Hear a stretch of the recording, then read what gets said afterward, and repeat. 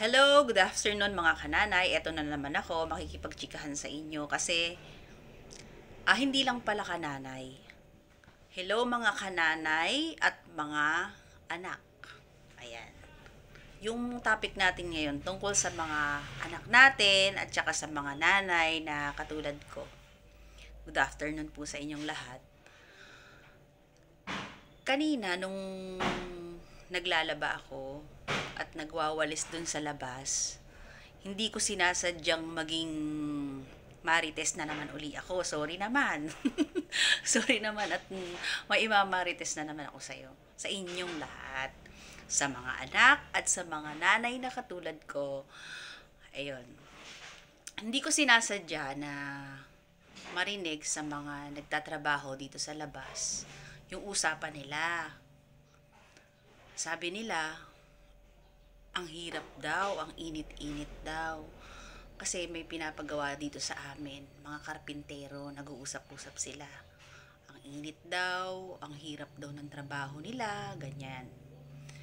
So, pinakinggan ko kung bakit nahihirapan o ano. Alam ko namang mahirap ang pagiging karpintero, pero saludo ako sa inyong mga karpintero kasi kung hindi dahil sa inyo, walang mga bahay na magagawa, walang magkukumpuni sa mga bahay, walang matatawag na manggagawa, di ba?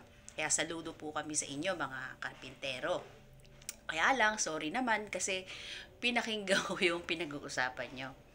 Hindi ko sinasadya and sorry.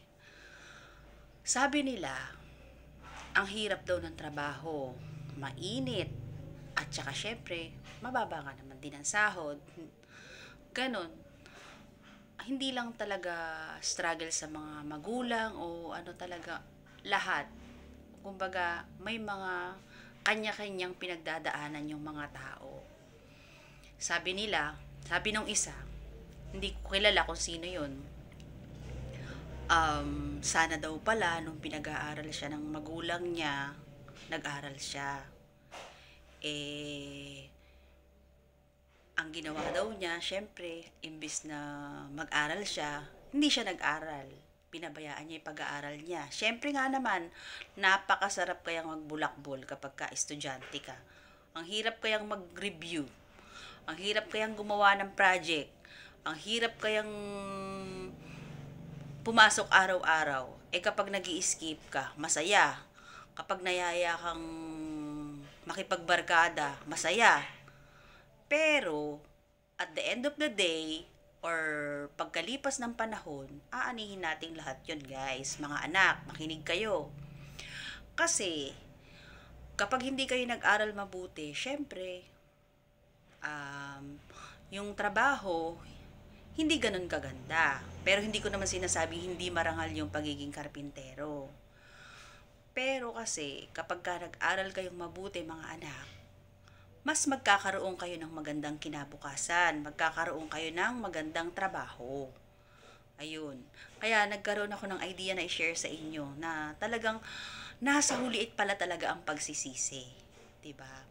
Kaya kung nakikinig man yung mga anak ko or mapapanood nyo to anak, sana wala kayong pagsisihan kasi nga gusto ko rin magkaroon kayo ng magandang kinabukasan. Kaya nga kahit mahirap, kahit na everyday nagbibigay ng baon, bumibili ng school uniform, ng mga gamit nyo, yung mga nanay na katulad ko, pinoprovide talaga yung pangangailangan ng pag-aaral. Kaya wag nating sayangin kung pinag-aaral tayo ng mga magulang natin.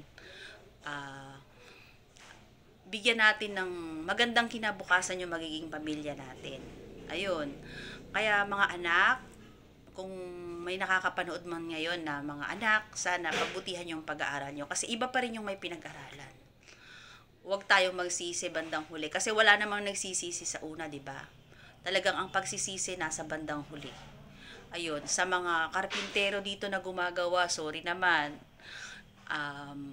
Narinig ko lang kayo kaya na i-share ko lang sa sa mga kananay ko at saka sa mga anak na makakapanood ng video nito. Yun lamang po at pasensya na, naging marites na naman ang kananay nyo. Thank you for watching. Good afternoon.